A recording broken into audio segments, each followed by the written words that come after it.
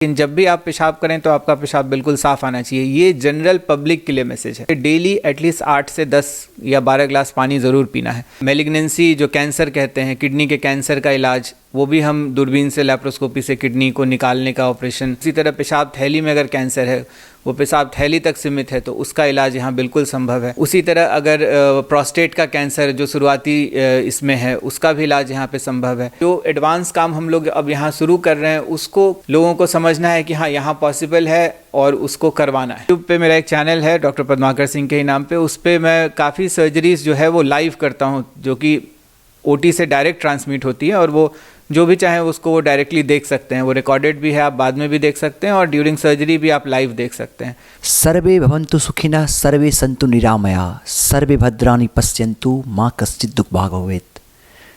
कहते हैं ना, धरती पर के भगवान डॉक्टर होते हैं और आज फिर से इसे चरितार्थ किया है बेगूसराय के लाल, बेगूसराय के एक ऐसे डॉक्टर जो मरीजों के लिए भगवान बने हैं। नमस्कार, स्वागत है आप सबों का केवी स्टूडियो बेगूसराय में। मैं हूं आपका दोस्त गौरव कुमार पाठक। अभी मैं शिवम नर्सिंग होम आया हुआ हूं और आप देख सकते हैं हमारे साथ डॉक्टर पद्माकर सर हैं। मैं बता दूं, प्रसिद्ध यूरोलॉजिस्ट, किडनी एवं मूत्र रोग विशेषज्ञ। इनके बारे में हम जितनी प्रशंसा करें उतना कम होगा। इनके कम समय में जो इन्होंने उपलब्धि पाई है उसको अपने शब्दों में बयां करना हमारे लिए आसान नहीं है। और आज मुझे यहाँ से बताते हुए बेहद खुशी हो रही है कि एक क्रिटिकल केस, एक ऐसा पेशेंट जो 3 साल से नॉर्मल मूत्र त्याग नहीं कर पा रही थी, मूत्र मार्ग से एक बूंद भी मूत्र इन 3 सालों में उसका नहीं हुआ था और किडनी में पाइप के द्वारा वह मूत्र त्याग करती थी। काफ़ी दिक्कतें थी उसको, काफ़ी असहज थी। सुनने में जितनी दिक्कतें हो रही हैं, सोचिए उस पेशेंट को कितनी परेशानी होती होगी। पहले उसने पटना में इलाज किया, पहले बेगूसराय, फिर पटना, और पटना से दिल्ली तक वह इलाज के लिए जाती रही, भटकती रही, इलाज कराई भी, लेकिन समस्या का समाधान नहीं मिला। और तब जाकर के उस पेशेंट के लिए वरदान साबित हुए डॉक्टर पद्माकर सर। और पद्माकर सर से जब उस पेशेंट का कंसल्ट हुआ और सर ने उसकी समस्याओं का अध्ययन किया और लगातार उसके साथ कांटेक्ट में रहे और उसे विश्वास में लिया। उसके लिए आसान नहीं था, किसी के लिए भी आसान नहीं हो सकता है जब आप पटना जैसे शहर से, दिल्ली जैसे शहर से इलाज करके परेशान हो जाओ, हार मान जाओ और तब आपको ये उम्मीद लगे कि बेगूसराय में कोई ऐसा इलाज हो सकता है। लेकिन उस उम्मीद की किरण जगाया डॉक्टर पद्माकर सर ने। हम पुनः उस पेशेंट, और मैं बता दूं डॉक्टर पद्माकर सर के द्वारा उसका बेहतर इलाज हुआ, तो आज वह पेशेंट नॉर्मल मूत्र त्याग कर रही है। और मैं बता दूं यहाँ से कि 6 जनवरी को उसका ऑपरेशन हुआ था। अब वह पेशेंट नॉर्मल है, समस्या का समाधान हो गया है। उस पेशेंट को भी शुभकामनाएं और सबसे बड़े धन्यवाद के पात्र हैं और उस पेशेंट के लिए मसीहा बने हैं डॉक्टर पद्माकर सर हमारे बीच हैं। बहुत बहुत धन्यवाद सर। जितनी भी प्रशंसा की जाए आपकी कम होगी। हम चाहेंगे उस क्रिटिकल केस के बारे में। काफ़ी असहज स्थिति होती है सर, एक पेशेंट का 3 साल तक नॉर्मल मूत्र त्याग नहीं होना, लेकिन अब जाकर सब कुछ नॉर्मल हो गया है। तो पूरा केसेस क्या था सर, कितना क्रिटिकल था, कैसे आपने उसको विश्वास में लिया और कैसे सॉल्यूशन है, अब वो संतुष्ट है, बेहतर इलाज हो गया है, अब वो नॉर्मल है? सबसे पहले तो मैं केवी स्टूडियो का धन्यवाद करूंगा और अपने सबसे चहेते डॉक्टर रोशन सर का धन्यवाद करना चाहूँगा कि उन्होंने एक इतना अच्छा प्लेटफॉर्म बनाया है और सब लोगों को अपनी जो हम कर रहे हैं या जो बेगूसराय में हो रहा है उसको कवर बहुत अच्छे से आप लोग कर रहे हैं। इसके लिए आप लोगों को बहुत बहुत बधाई और इसी तरह आप बढ़ते रहिए और अच्छा काम करते रहिए। इस पेशेंट के बारे में मैं ये बताना चाहूँगा कि ये मेरे पास आउटडोर मतलब ओपीडी में दिखाने अराउंड 3-4 महीने पहले आई थी और इसके पास अगर एक पूरा बुकलेट वो भर के जांचों का पूरा वो था जो कि मतलब जो कि इन्होंने अपना IGIMS में, एम्स दिल्ली में और बेगूसराय में भी लोकल कई जगहों पे दिखाया था। पेशेंट ने सिर्फ मुझसे ये कहा कि आप मेरा ये किडनी में पाइप है, आप इसको बदल दीजिए और मुझे कुछ भी नहीं करवाना। मुझे भी थोड़ा आश्चर्य हुआ। मैंने पहले उसका सारा पेपर देखा, फिर उसकी सारी जानकारी ली तो पता चला कि वो एक नेफ्रोस्टमी ट्यूब पे है, जो हम किडनी में ट्यूब डालते हैं। अगर किडनी में कोई रुकावट हो जाए, वो टेम्परेरी चीज़ होता है, वो मान लीजिए किसी को अचानक से ये प्रॉब्लम हो तो हम 15 दिन महीने दिन के लिए डालते हैं और उसके बाद पेशेंट को ऑपरेशन के लिए तैयार करते हैं। जब तक कि वो इन्फेक्शन और वो सारा चीज़ सेटल हो जाए उसके बाद हम ऑपरेशन कर देते हैं। कोई भी पेशेंट उसमें इतने लंबे समय पर तक नहीं रहता है। तो उसका मैंने सारा पेपर देखा तो मुझे जानकारी ये मिली कि उसके किडनी के पाइप में कई जगह सिकुड़न है। जो किडनी का पाइप, जो यूरेटर होता है, जो किडनी को पेशाब थैली से जोड़ता है, उस पाइप में कई जगह सिकुड़न था। तो उसके मैंने सारे रिपोर्ट्स को देखा और फिर मैंने ये उस पर डिसीजन लिया कि हम इसको लैप्रोस्कोपिक विधि से इस पाइप को ठीक करके, जहाँ पे सिकुड़न है उस पार्ट को हटाकर उस पाइप को दोबारा पेशाब थैली में जोड़ेंगे, जिसे हम यूरेट्रोनियोसिस्टोस्टमी कहते हैं। वो प्रोसीजर करके उसको हम ठीक कर सकते हैं।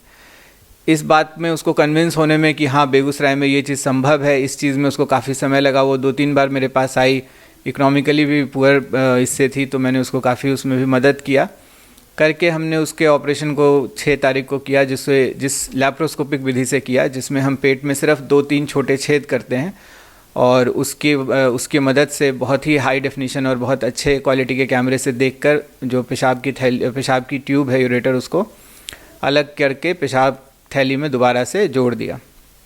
जोड़ने के बाद पेशेंट अभी 10-12 दिन के बाद वो पेशाब की ट्यूब पे थी, जो नीचे से लगा हुआ था। किडनी वाला पाइप हमने अभी हटा दिया है, अब वो नॉर्मल अपने नीचे से पेशाब कर रही है। तो ये इसमें मेरा मैसेज एक ये है कि जो एडवांस ऐसे प्रोसीजर्स कई बार पेशेंट जो यहाँ पॉसिबल है, ऐसे पेशेंट्स भी। हाँ सर, आपने उस पेशेंट का बेहतर इलाज किया, सफल इलाज किया, लेकिन आज भी सर बेगूसराय या बेगूसराय के डॉक्टर्स के प्रति लोगों का विश्वास नहीं जगा है। इस तरह के क्रिटिकल केसों का बेहतर इलाज यहाँ संभव है, जैसा कि वह पेशेंट पटना गई, इलाज हुआ, जांच हुए, दिल्ली तक गई, वहाँ भी इलाज किए गए, वहाँ भी जांच हुआ और उसको आपने कन्विंस किया यहाँ बेहतर इलाज हो सकता है और आपने किया भी। तो जो अन्य लोग, जो भी अभिभावक होंगे यहाँ से, जो भी पेशेंट के परिजन होंगे या जो पेशेंट यहाँ से देख पा रहे होंगे या जो भी व्यूअर्स दर्शक यहाँ से आपको देख पा रहे होंगे, उनसे क्या मैसेज होगा अगर उनको ये समस्याएं या उनके किसी परिचित या परिजन को ये समस्याएं अगर हो तो? देखिए, ये एक बहुत इम्पॉर्टेंट मैसेज है कि किडनी, जो मेरा विभाग है यूरोलॉजी, इसके अंदर बहुत सारी जटिल प्रोसीजर्स जो हैं वो मैं सब कर रहा हूँ यहाँ बेगूसराय में, जो पॉसिबल है हमारे यहाँ केस में।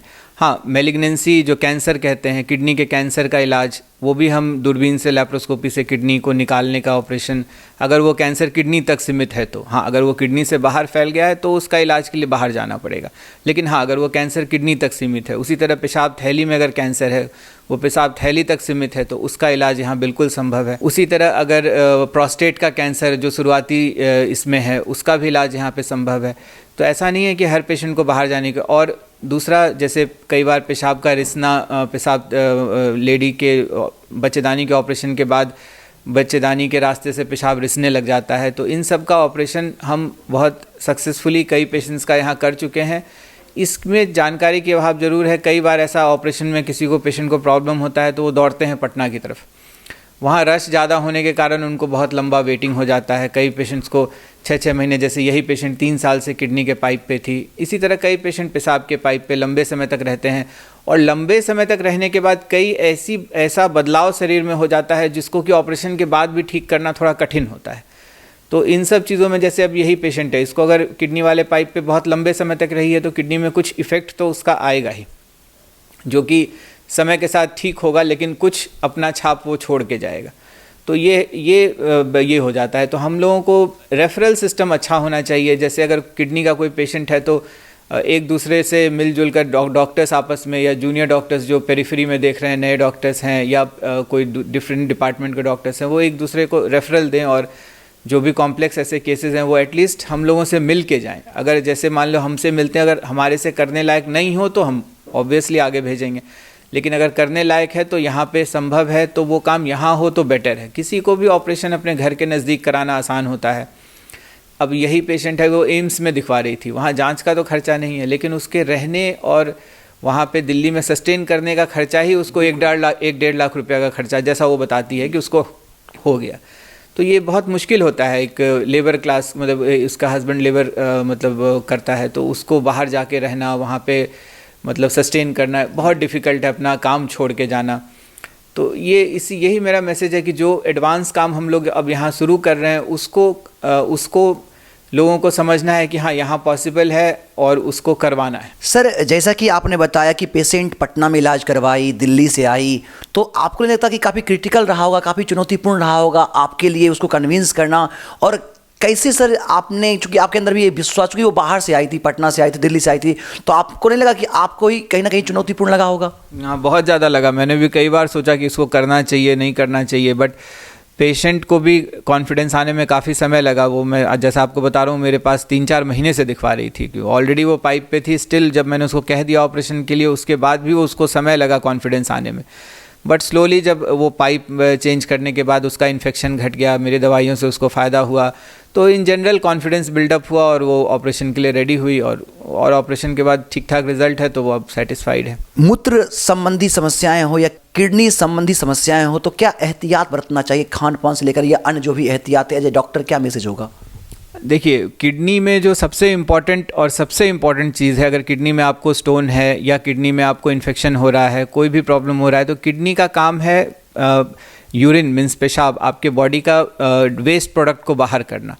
तो वो पानी के तौर पे करता है। तो शरीर में अगर आपका इनटेक ऑफ वाटर अच्छा रहेगा तो आपको किडनी की प्रॉब्लम्स बहुत कम होंगी। इसलिए डेली एटलीस्ट 8 से 10 या 12 ग्लास पानी ज़रूर पीना है।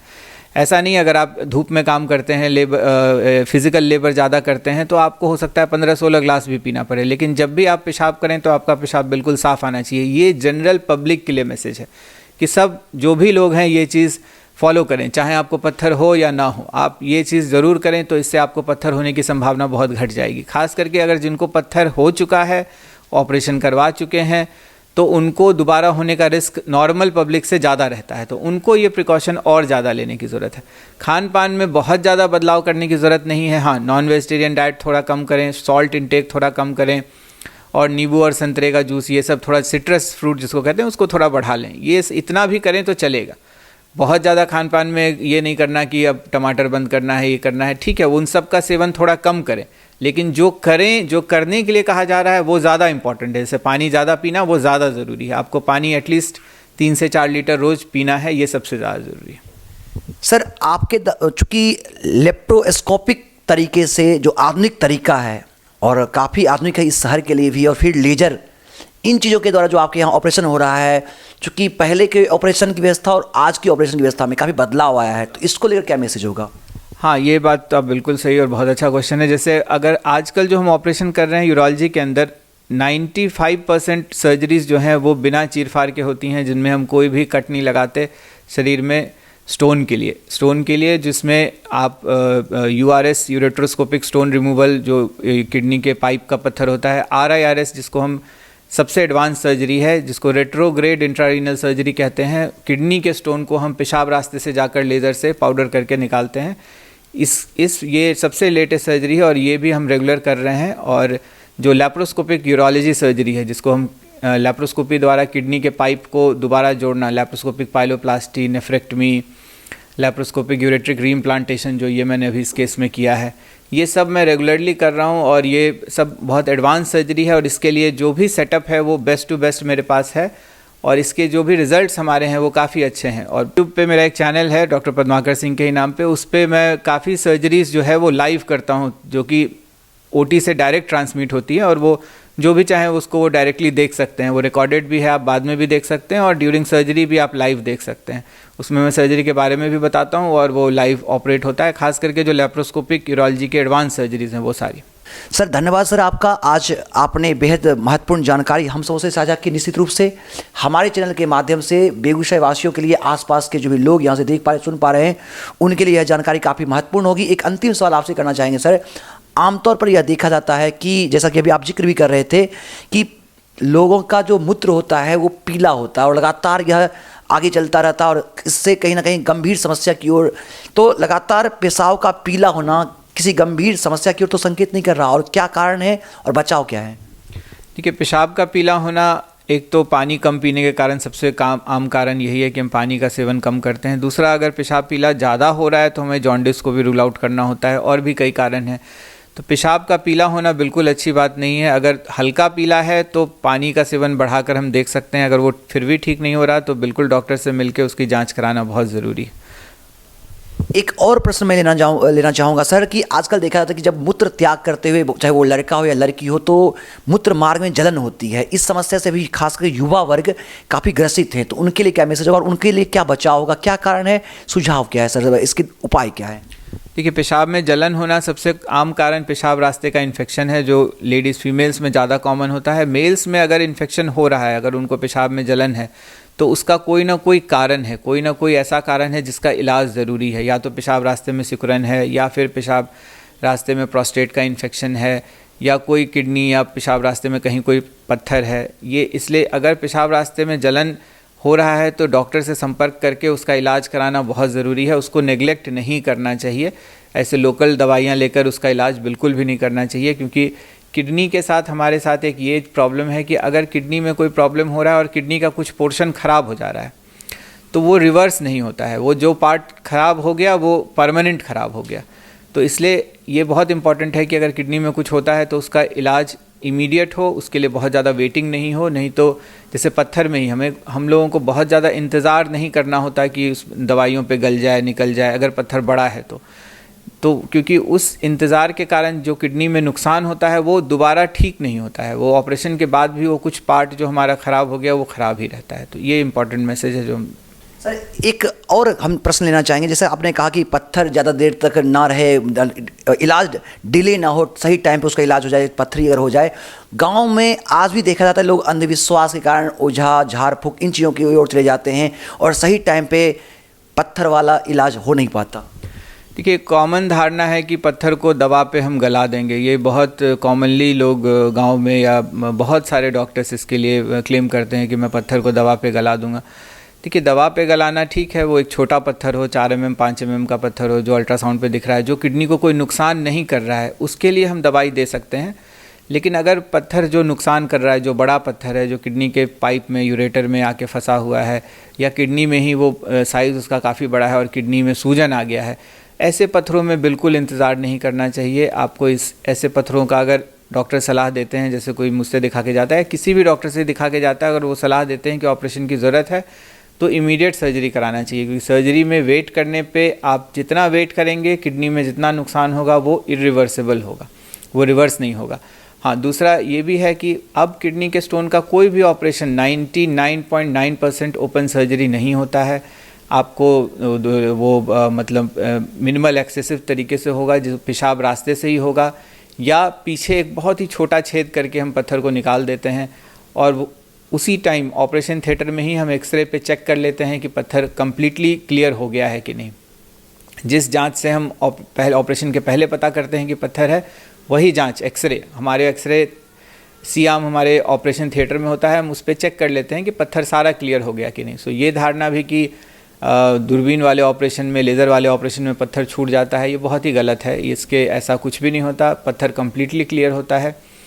तो और आजकल इस ऑपरेशन में अब ज़्यादा समय हॉस्पिटल में रहने की ज़रूरत नहीं है, आप 1 से 2 दिन में घर जा सकते हैं। कई बार तो हम अगले दिन ही छुट्टी कर देते हैं। तो इसलिए अब वो कोई बहुत मुश्किल चीज़ नहीं है और दवाइयों में खर्चा उससे कई गुना ज़्यादा हो जाता है और कई बार किडनी भी ख़राब हो जाता है। तो इससे बेटर है कि उसमें ऑपरेशन अगर एडवाइस किया गया है तो आप उसको इमीडिएट फॉलो करें। सर, एक आखिरी प्रश्न हम लेना चाहेंगे आपसे। ऐसा देखा जाता है कि जिनको पत्थर की बीमारी होती है, पत्थरी संबंधी समस्याएं होती हैं, वो या तो दवा पे उसको ख़त्म करना चाहते हैं या झाड़ फूक के चक्कर में पड़ जाते हैं, या जो नॉर्मली सही इलाज होना चाहिए वो इलाज उनका नहीं हो पाता, जिससे समस्याएं और बढ़ जाती हैं।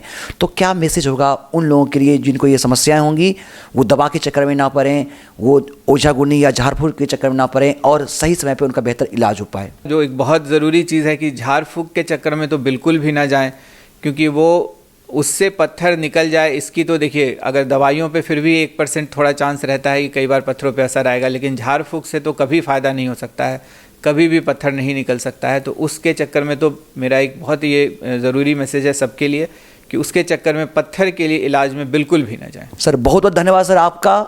आज आपने महत्वपूर्ण जानकारी हमारे साथ साझा की हमारे इस चैनल के माध्यम से, जो भी आपको सुन पा रहे हैं। मैं पुनः एक बार आपको अपने संपूर्ण केवी स्टूडियो की ओर से, डॉक्टर रोशन सर की ओर से धन्यवाद करते हैं, साधुवाद देते हैं और हम चाहेंगे आप यूं ही पेशेंट के लिए वरदान साबित होते रहे और इस तरह से हमारे ज़िले में भी बेहतर इलाज हो और यहाँ से पेशेंट बेहतर इलाज के साथ स्वस्थ होकर घर जाए। Thanks, Gaurav, and thanks to Dr. Roshan sir and KV Studio for this opportunity. Thank you very much. तो हमारे साथ थे डॉक्टर पद्माकर सर। मैं बता दूं कि 3 साल से परेशान एक पेशेंट का इन्होंने बेहतर इलाज किया। वह पेशेंट जो कि नॉर्मल मूत्र त्याग नहीं कर रही थी, लेकिन अब इनके यहाँ उसका इलाज हुआ तो अब उसका रिजल्ट बेहतर है, अब वो स्वस्थ है। हम मिलेंगे उस पेशेंट से और जानेंगे उनसे उनकी जुबानी, क्योंकि उस पेशेंट को क्या क्या दिक्कतें हुई और कैसे डॉक्टर पद्माकर सर ने उनका बेहतर इलाज किया। आइए सुनते हैं उनकी जुबानी। नाम है आपका? रेखा देवी। कहाँ के रहने वाले हैं आप? बेगूसराय जिला को। क्या दिक्कतें थी और कहाँ कहाँ आप गए इलाज कराने के लिए, फिर पद्माकर सर से कैसे भेंट हुई और अब आपको कैसा लग रहा है? अभी तो ठीक है। दिक्कतें क्या थी आपको? दिक्कत हमको किडनी का प्रॉब्लम।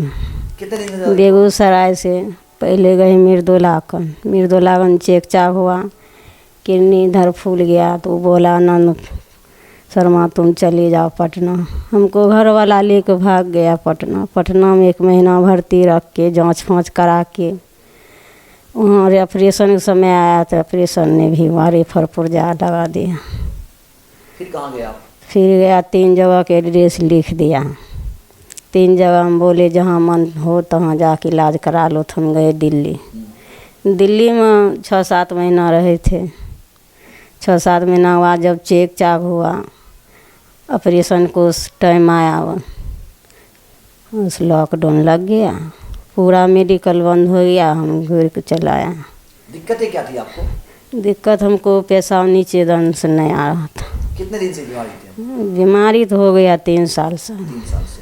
जी, जानकारी कोई पड़ोसी बोला, यहाँ पर आया ना तो वो बोला कि हमको सास को कि तुम जाओ अपना बहू को इलाज करा लो, पद्माकर कुमार हैं। पद्माकर सर से? जी सर।